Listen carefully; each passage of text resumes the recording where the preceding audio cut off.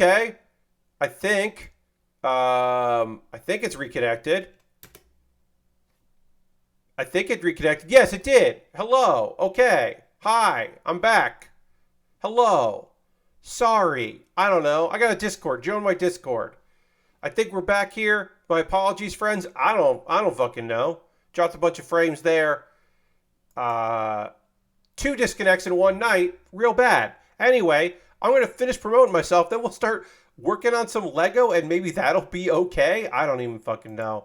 I'm going to keep trying to come back because we got, time left in the stream. And my apologies. This is weird. It's weird to have so many disconnects. I don't know. Amazon hates self-promotion. Twitch is extra twitchy today. I guess so. I mean, it might be that because my internet connection has seemingly been fine. I got a new episode of Pat Bear's Anime Club I would like you to watch. I'm going to put a link to that in chat. This will also be in the show description of the YouTube archive of this. But I would love for you to check out Pat Bear's Anime Club. I put a new episode today. It is my 98th episode. And this episode is about some of the cutest shows out this season. Instead of just talking about isekai, like I often do every season, I wanted to tell you about all of the lovely and very, very fun cute shows. And is one of them an isekai? Yes. Did I miss talking about a cute show because I'm not actively watching it this season and I forgot that it was there? Bobby just gifted another sub. Thank you very much, Bobby. Thank you. Welcome, John Williams 13. Let's throw the Bear Cave Lego site emote in the chat. Thank you. I appreciate that, Bobby. But what I was saying there was I put a new episode up. I did miss a show. I put it in the comment, or I put it in the show description that I missed one. But I talk about 4 shows that I think are very cute and lovely, and I think you would like. No, don't gift a sub for every disconnect, because we've had a bunch of them. Gift if you want to, but don't feel obligated to do that. We don't have gift. We don't have anything like that. There's no incentive to do that, other than it's nice. And then I will have a new one up on Wednesday, but the most recent, barely rehearsed, is a thing called Randy's Soapbox. I think is pretty funny. I would like you to watch it. It's short. It is the kind of guy that would want to tell it like it is. But in this case, the thing that he is telling like it is silly. And so maybe you'll like that. I don't know. I think it's pretty funny. And John is here for the Fire Lambo build, which we'll be getting to in just a moment. Because I have now finally, despite the many disconnects, I have now officially finished my promoting of myself. So now we can start doing some knolling of Lego, and we could talk about some manga and some anime, and we'll get into some anime talk first, and then we'll talk manga.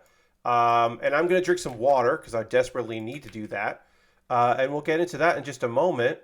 And yeah, so I'm going to drink some water, and we'll transition back to the overhead, and we'll start getting these parts here knolled and getting organized in just a moment. Get ready for that. It's coming your way right now. Okay.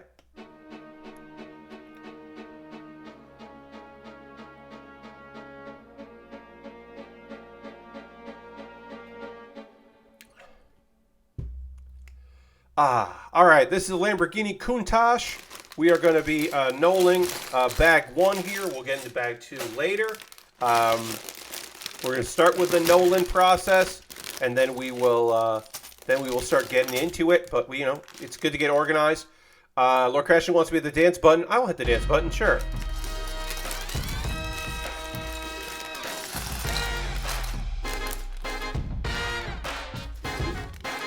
Make sure this bag is empty. Always important to make sure the bag is empty.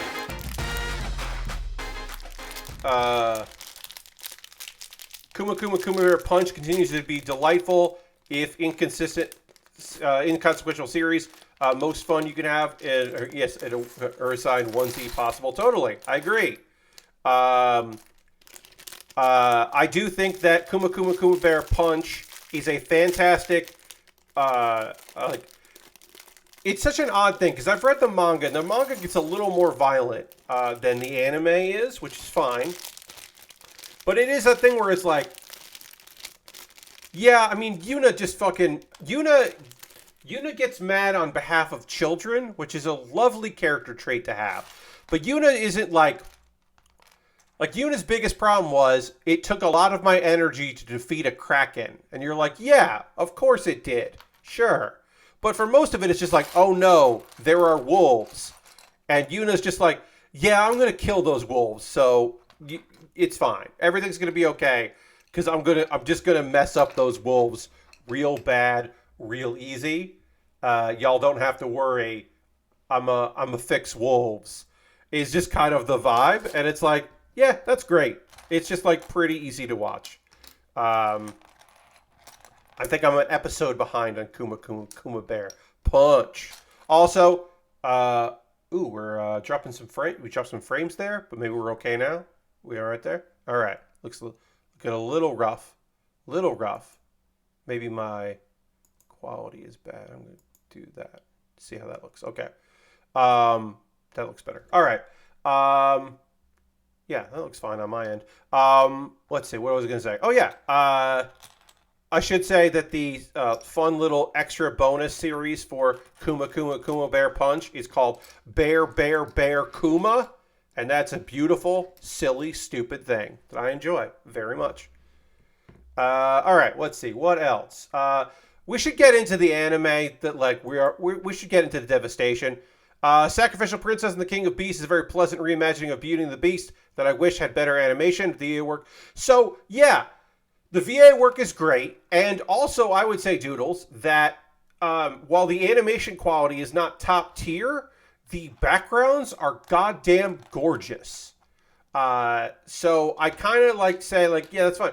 I don't know why that one I'm like, yeah, I'll watch it. Whereas the animation quality of, like, why Realia is with the Duke or whatever that anime is called, that animation is so bad that I'm like, no, I can't watch it. I made the decision to not watch that one, and I'm reading the manhwa instead, which is pretty good.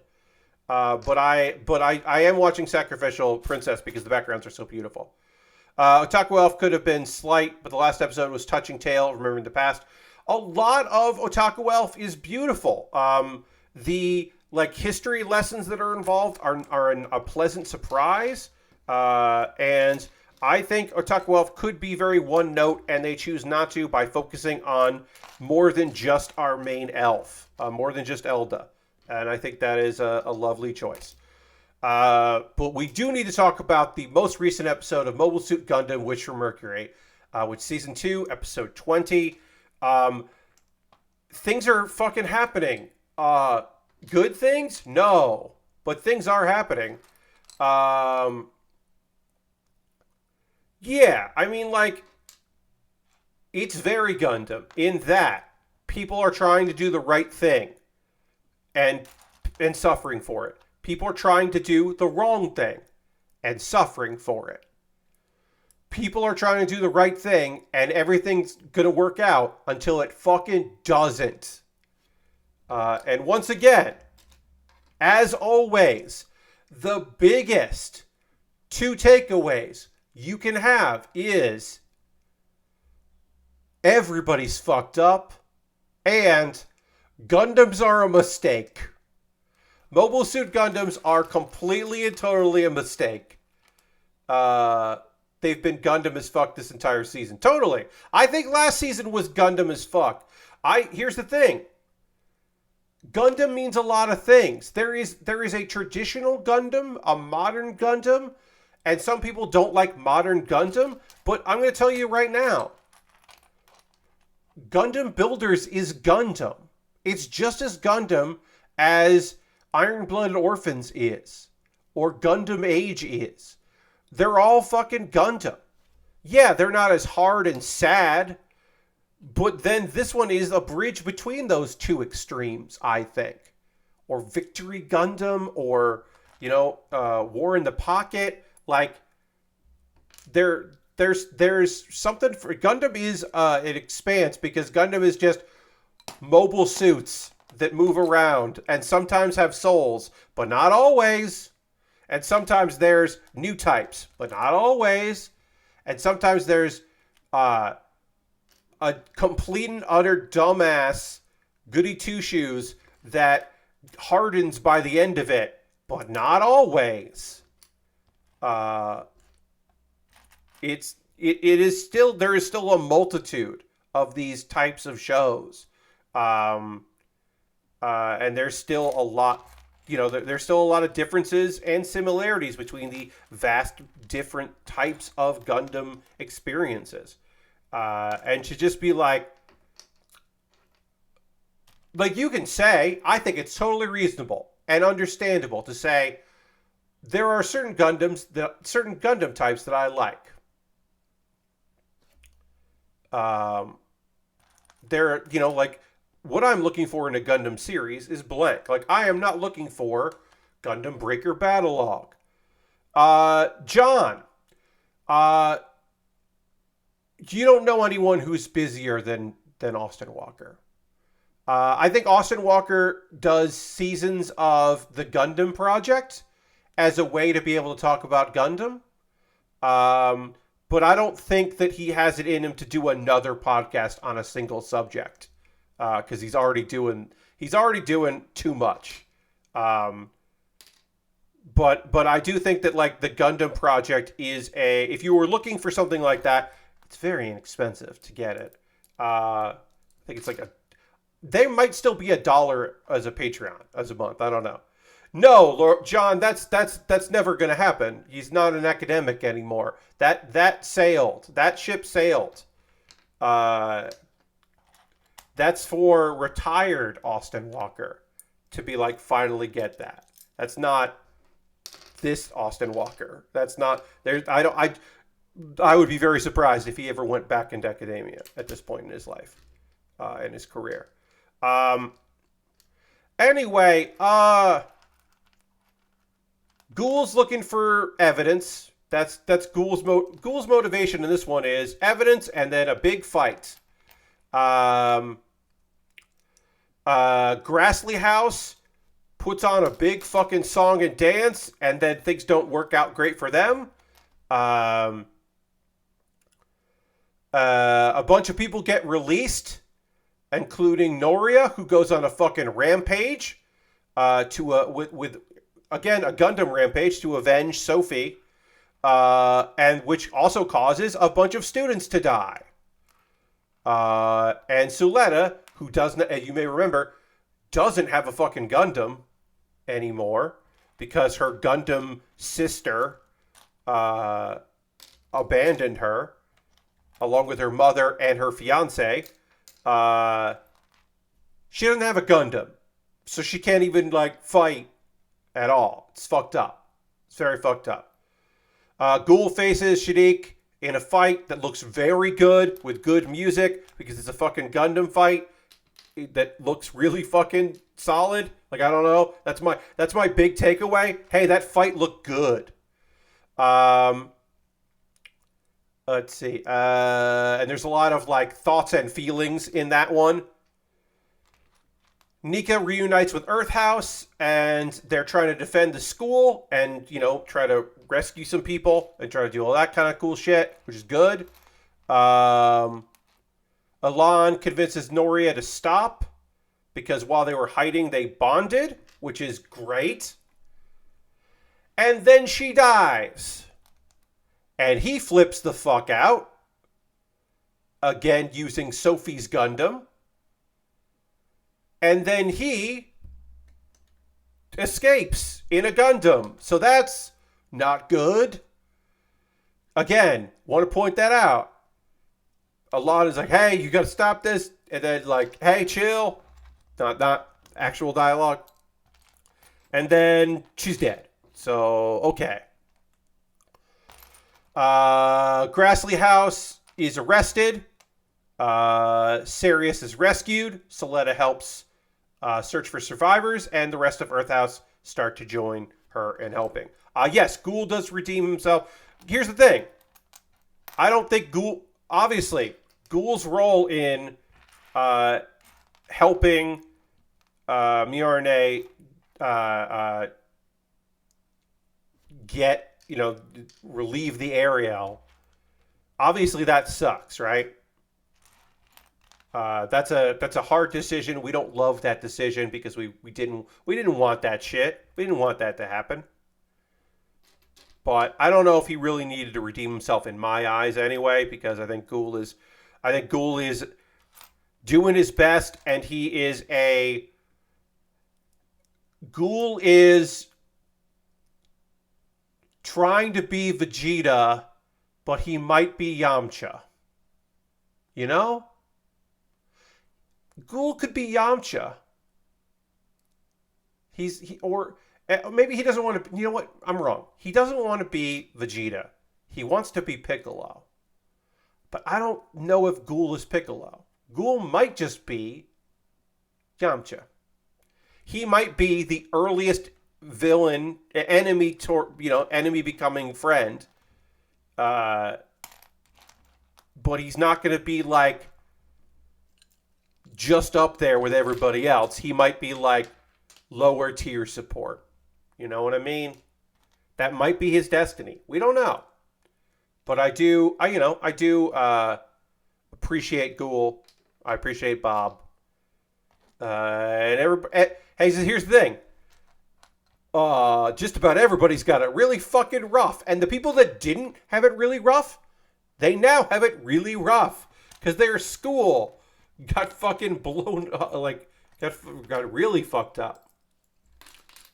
Maybe you shouldn't give tools of war to teens. Just gonna throw it out there. One of the biggest things that we have learned in all of Gundam history is maybe these tools of destruction should not be handed to teenagers or adults. But yes, Ghoul was great. Ghoul had a lot of heart. I mean, he's always got some heart. He had a lot of heart in this one, and he did good. Yeah, no, totally. I understand.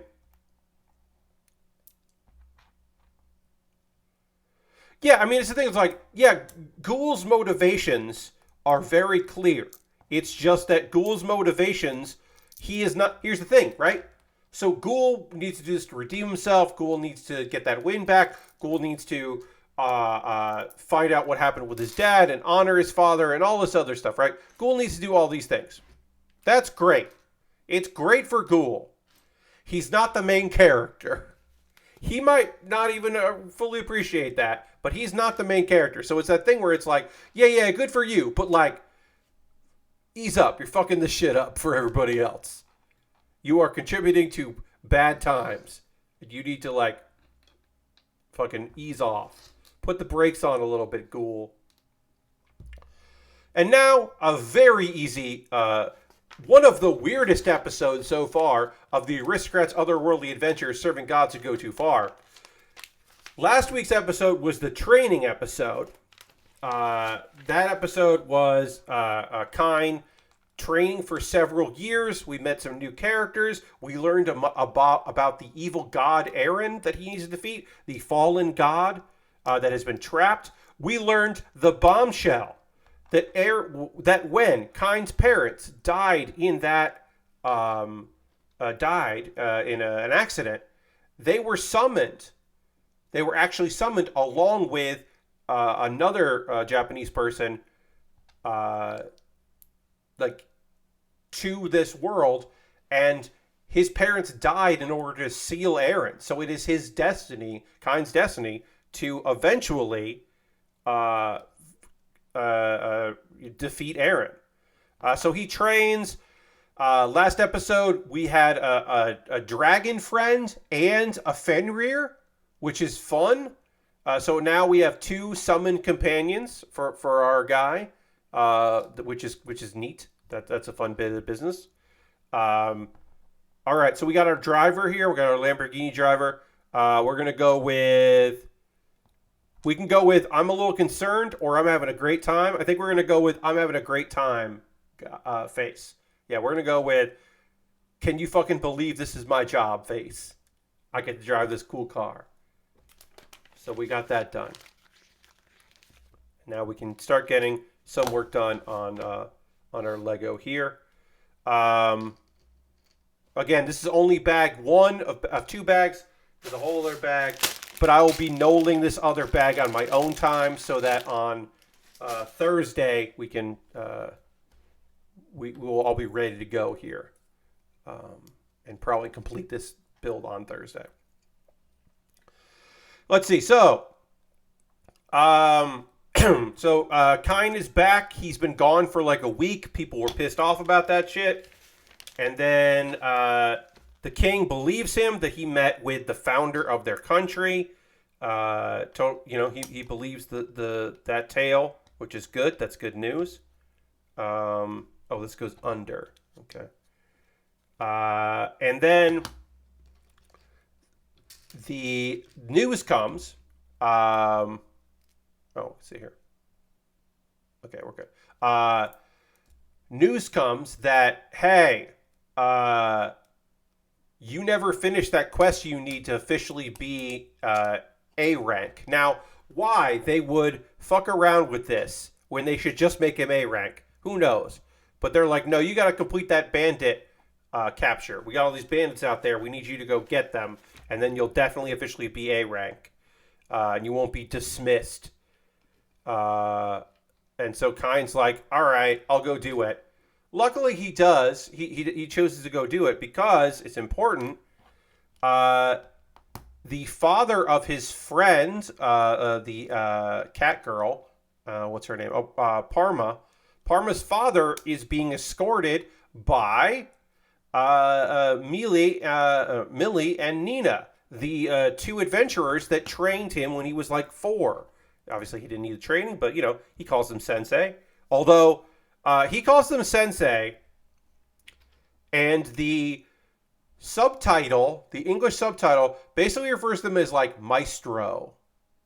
And I don't know why they chose that instead of teacher. They could have just said teacher. It's weird, but that's the choice they made, so fine. So Kine captures the bandits, helps out his former teachers who were escorting Parma's father, and then they all kind of hang out at the guild. The jerks that tried to mess with Kine before show up again and then run off because they don't want to mess with him again, especially since he's a baron. And then, they find out what's been going on with their former protege, that he is a baron. He has land. He's an A-rank adventurer. He's ranked higher than they are. And they don't know about the fiancé stuff because that hasn't come up yet, but they'll learn about that. And then we find out, hey, it's a small world. Claude, who was an adventurer that he met before, Claude is actually the brother of Millie, which is really fun. Small world. And then the rest of this episode is, I remember this was weird in the manga, and it's weird in the anime.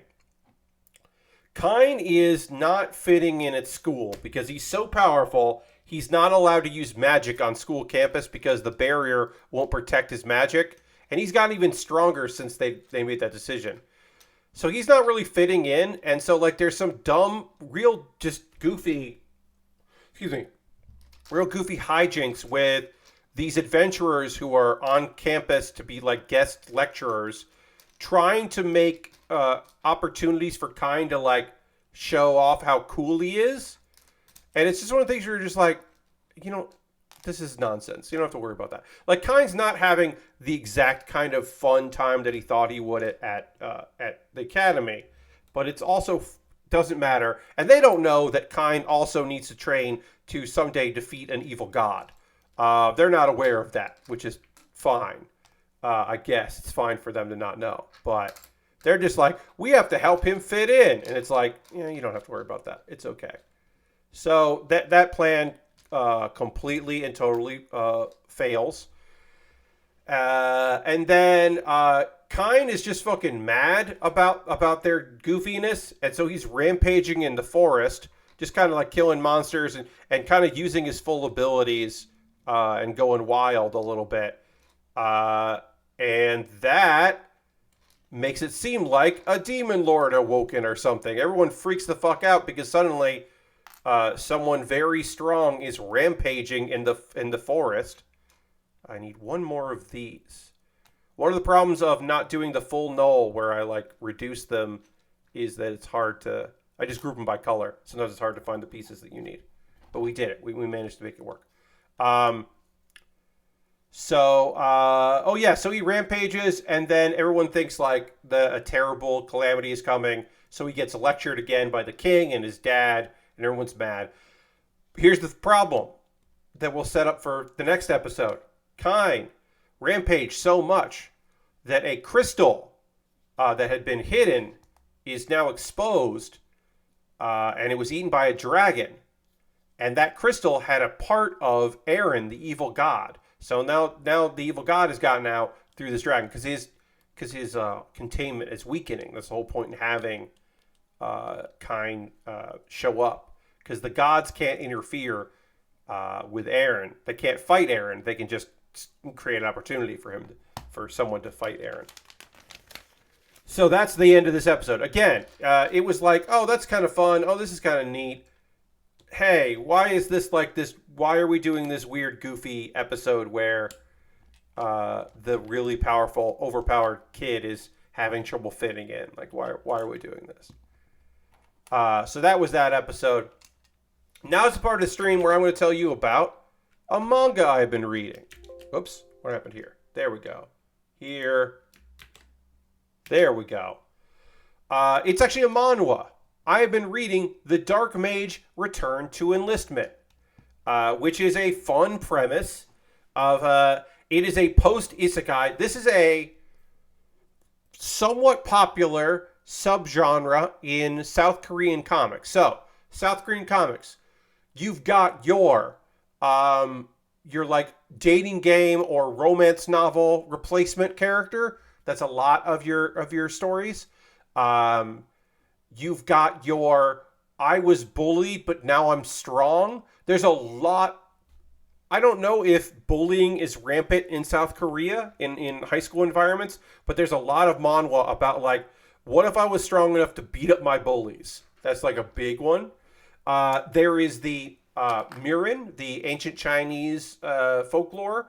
That is popular subjects and various ways to get there. There is the time regression. Time regression's a big thing, including one of the weirdest subgenres. And someday I'm going to learn why this is happening, and I'm going to do a Pat Bear's Anime Club, Pat Bear's Manhwa Club about this, because I don't understand this entire subgenre. I've regressed back in time, and now nothing will stop me from being incredibly good at the video game that I was good at, but someone stopped me from being great at. Because there are multiple manhwa about regressing through time and reliving with your memories, and now you can finally be all you thought you could be in a video game. That's like several manhwa. And I don't know how that happened. In this particular case, this is a manhwa that feels like the start of an isekai, like a Japanese style isekai. You've got your main character. As a kid, he gets summoned to a fantasy world of magic and mystery and bullshit. There's multiple people have been summoned. They've got to defeat the demon lord. And our main guy has a rough fucking time of it because he's a dark mage. And everyone thinks that sucks because they think dark mages are evil. So they think he's a creepy evil dude because his powers are different from other people. And he's like required to do this. He's like has a contract with a goddess to do that. And he does. He succeeds. And she's like weirdly insistent that he doesn't go back and tries to offer him reasons to stay. And he has no intention of going of not going back. He's like, no. I did all this stuff. I did all these things. I'm going back to my world. I'm going back to my world. He ends up using his abilities on her so that he can go back without losing his powers because she's going to strip him of all his abilities. He's like, no, I'm taking this back with me. And it kind of works. He gets back to Earth, gets back to Korea, hey, end of story, right? No, because this is all the first chapter. He gets back to Earth, and there's two things that happened. One, he doesn't have a source of, he uses so much mana to go, or to dark energy to go back, that he doesn't have it. And he's like, oh shit, this is the thing I forgot about. How am I going to replenish my dark energy? But he discovers there is a way to do it because there are gates and demons. The other big subgenre. The other big action subgenre in manhwa. There are gates and demons that show up. And monsters. So he immediately enlists in the military. And you're like, why would he do that, Pat? Shouldn't he be like just defeating monsters and having no problems and like because he's so strong? Well, he needs to recover all his dark energy. And the best way to do that is to go into gates and go into dungeons and fight monsters and absorb their power. But he can't do that just on his own. But if he's in the military and he goes to I guess since people saw some ads, sorry about that, you saw some ads. If he's in the military and he goes to what do you call it? The dangerous place, he gets into the dangerous areas, then he'll fight monsters. And that's what mostly this has been. It's been him enlisted. There was a brief thing of him like beating up people who were fucking around and like being an overpowered main character. But mostly he is now a exemplary military cadet, a private. He's breaking records. He's saving the day. He's getting time off, which he uses to go into a dungeon, absorb more energy. Right now, he is trying to get an advancement, so he'll get closer to be in the action.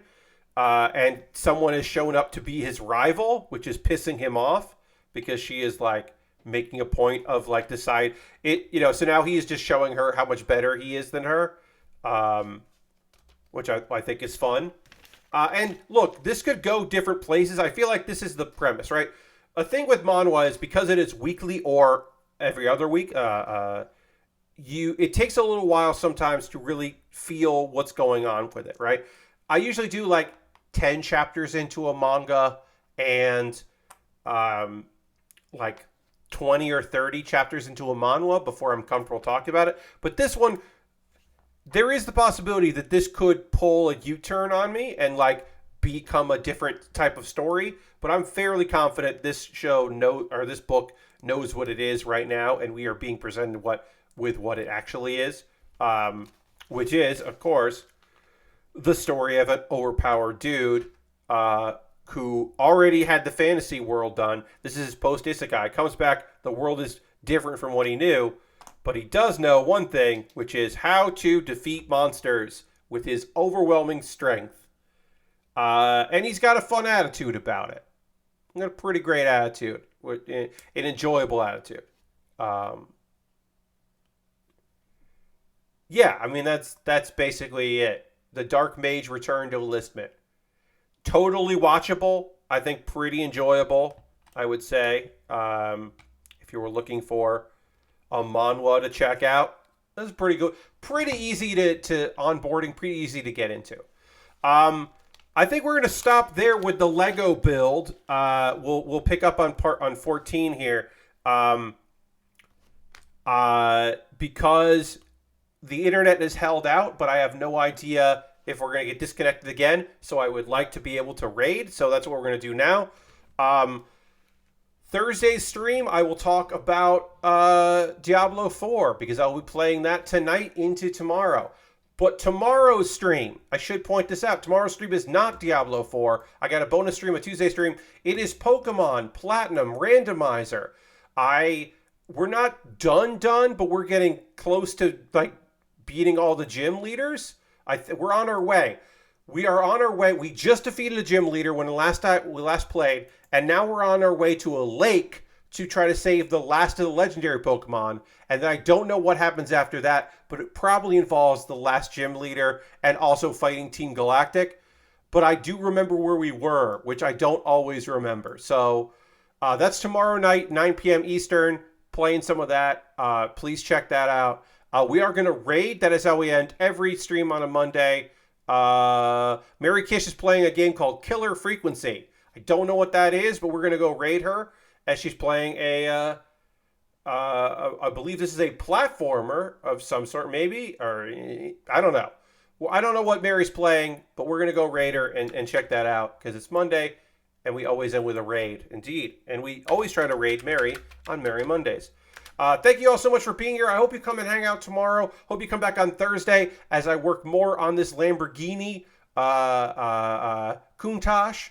I want to thank you very much for putting up with my disconnects. It's very kind of you. It's a spooky narrative game of some sort. Thank you, Lord Crash. I appreciate that. We're going to find out.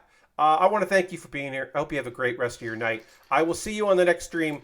Goodbye, everybody. Goodbye, goodbye, goodbye, goodbye, goodbye, goodbye. Let's go on this raid. And good night and goodbye.